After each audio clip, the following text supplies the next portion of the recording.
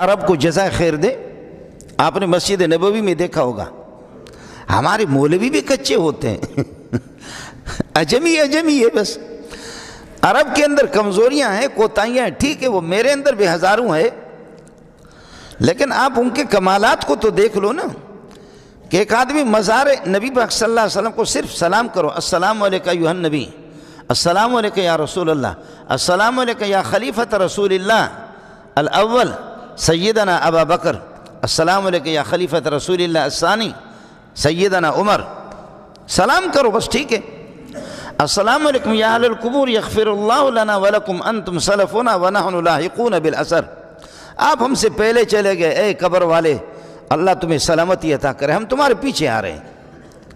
اب قبر والے واپس نہیں آئیں گے، ہم جائیں گے. وحرام علی قریۃ اہلکناها انہم لا یرجعون. جو گئے وہ واپس نہیں آئیں گے، ہم انشاءاللہ جائیں گے. کہ اللہ تعالیٰ عرب کو جزائے خیر دے کہ جب ہم حضرت اقدس صلی اللہ علیہ وسلم کے مزار کے پاس چلے جاتے، سلام کرو.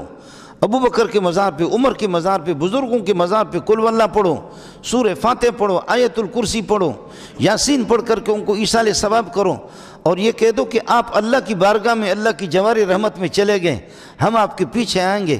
اور پاک پروردگار نے جس طریقے پر آپ کو جو ہے نا شریعت پہ چلایا، آپ کو نیک نامی عطا فرمائی، اس خدا سے دعا ہے کہ اللہ پاک آپ کے نقش قدم پر ہمیں چلائے. اتنی سی بات تو ہو. باقی یہ کہ مجھے بچہ دے دو اور بچی دے دو، میرے یہ کہ رزق میں کشادگی پیدا کر دو، میرا مسئلہ حل کر دو، فلانا مسئلہ حل کر دو. اس سے پتہ کرو کہ آپ اپنے مسائل کس سے حل کراتے تھے، وہ اللہ سے حل کرائیں. اس لیے عرب لوگ جب کہتے ہیں یا رسول اللہ مجھے بچہ دے دے، یا رسول اللہ میں بیمار ہوں مجھے ٹھیک کر دے، پکڑ کر کے ہاتھ اس کو کہتے دفع ہو جا، قبلے کی طرف دیکھ. محمد رسول اللہ خود قبلے کی طرف رخ کر کے مانگتے تھے اللہ سے. ماشاءاللہ اس بارے میں تو سلام ہے عربوں کو، اس بارے میں سلام. ہمارے بعض پیر اور بعض کچے مولوی جا کر کے پتہ نہیں کیا سے کیا نہیں کرتے. یہ جو فال نکالتے ہیں نا، یہ جو آپ نے دیکھا کہ بعض قسمت بتاتے ہیں، تو ہم لوگ مولوی آپس میں لڑ پڑے، کہتے ہیں یار ایک بڈھا ہے وہ خوب جانتا ہے، سب کچھ جانتا ہے. لوگوں کا دماغ خراب ہے. فال نکالتا بتاتا آپ کی قسمت کیسی ہے، آپ کے دشمن کتنے ہیں، آپ کے فلاں کون ہیں. میں نے کہا چلو، صدر میں بہت پرانی باتیں، 30-35 سال پرانی باتیں. جب بابا کے پاس گئے، میں نے کہا کہ بابا جی میرے والد صاحب دبئی چلے گئے اور اس کا کوئی اتا پتہ نہیں ہے، کم از کم 4-5 سال ہو گئے، ابا جی کا کوئی اتا پتہ نہیں ہے. اب اگر مر گیا تو ہم اسی طرح تسلی رکھیں، اور اگر زندہ ہے تو انتظار کریں کہ وہ آئیں گے. اس نے فال مال نکالا، کہنے لگے کہ بیٹا فکر کرنے کی ضرورت نہیں ہے، والد صاحب آپ کا بہت خوش ہے، اور یہ کہ پیسہ خوب کما رہا ہے، اور وہ انشاءاللہ 1.5 سال میں آنے والا ہے. میں نے ساتھیوں سے کہا کہ اب دیکھ لو کیسے ماشاءاللہ جانتا ہے. میرے ابا کو 55 سال ہو گئے کہ پہلے انتقال ہو چکا.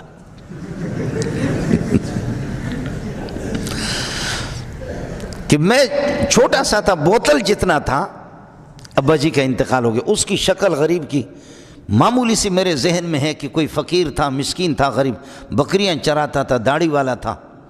اور امروٹی شریف رحمۃ اللہ علیہ، سید تاج محمد امروٹی رحمۃ اللہ علیہ کے مرید تھے.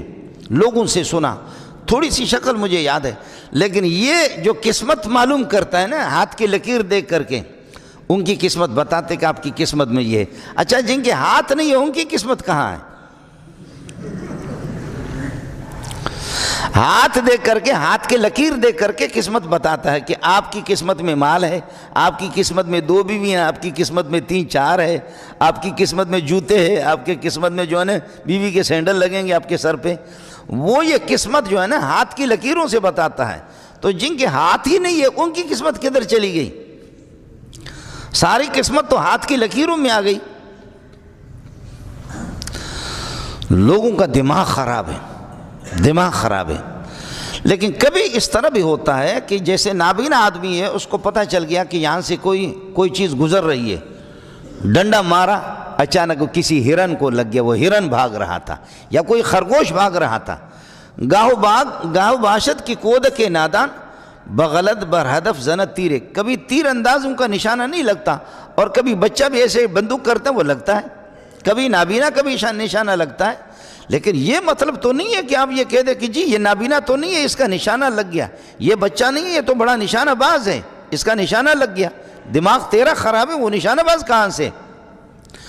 تو اس قسم کے اندھے لوگوں کو کہ جو نجومی اور کاہن، من اتا کاہنا فصدقہ فقد بری مما انزل علی محمد صلی اللہ علیہ وسلم، جو کسی قسمت بتانے والے نجومی کے پاس جائے اور اپنی قسمت معلوم کرے اور اس پر یقین کرے، بھروسہ کرے، وہ قرآن سے اور محمد سے تو بیزار ہے، وہ کسی اور باغ کی مولی ہے، محمد سے اس کا تعلق نہیں ہے.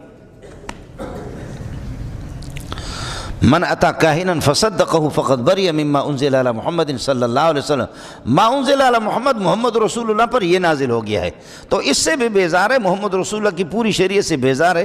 وہ یہ کوئی الگ مخلوق ہے، محمد سے اس کا کوئی تعلق نہیں ہوگا، جو اپنی قسمتیں جا کر کے معلوم کرے. ہم نے مقرر کر دیے کہ جی یہ بیٹا دیتا ہے، یہ بچی دیتی ہے، یہ جوانی دیتے ہیں، جوانی دیتا ہے، یہ طاقت دیتا ہے، یہ مال دیتا ہے، یہ خوشیاں بانٹتا ہے، یہ تندرستی دیتا ہے. دماغ ہمارا خراب ہے. اِنَّا أَرْسَلْنَا نُوحًا إِلَىٰ قَوْمِهِ أَنْ أَنذِرْ قَوْمَكَ مِن قَبْلِ أَن يَأْتِيَهُمْ عَذَابٌ أَلِيمٌ. نوح علیہ السلام کو ہم نے بھیجا 950 برس. اس زمانے کے لوگوں کی عمریں 1000 سال 1200 سال عمریں ہوتی تھی. نوح علیہ السلام نے تو 950 برس تو تبلیغ کی ہے. جیسے جیسے قیامت قریب آتی جائے گی لوگوں کی عمریں گھٹتی جائیں گے. صحابہ میں 120 سال والے بھی ہیں، 120 سال 110 سال. علماء میں بعض علماء اس قسم کے گزرے، پرانے علماء میں کہ 200 سال انہوں نے زندگی پائی، 300 سال. لیکن جیسے جیسے جیسے جیسے قیامت قریب آتی جائے گی لوگوں کی عمریں گھٹتی جائیں گی. آدم علیہ السلام نے پتہ نہیں کتنے ہزاروں سال آدم علیہ السلام نے، آدم علیہ السلام کے بعد اس طرح لوگوں کی عمریں لمبی ہوتی تھی. یہ قوم عاد اور قوم سمود. اچھا، ایک تو عمریں لمبی ہوں گی، عمریں لمبی ہوتی تھی، دوسرا قد اتنا ہوتا تھا. یہ آپ دیکھ رہے ہیں، یہ میرے کوہنی سے لے کر کے، یہ کوہنی سے لے کر کے یہ پورا ہاتھ، اس کو عرب لوگ کہتے زرہ، اس کو کہتے زرہ. ایک آدمی 60 زرہ کا ہوتا تھا. آدم علیہ السلام خود 60 زرہ کا. اندازہ کرو کہ آدم علیہ السلام کو پھر صدر گاڑی میں جانے کی ضرورت نہیں تھی. وہ تو یہ کہ ایک قدم ادھر رکھا، دوسرا یہ کہ اس پہ اللہ کا بھلا کریے کہ کیا کہتے ہیں احسن آباد پہ رکھا، تیسرا سوراب کوٹ پہ، چوتھا یہ کہ بنوری ٹاؤن، 5ویں میں تو صدر میں پہنچ گئے.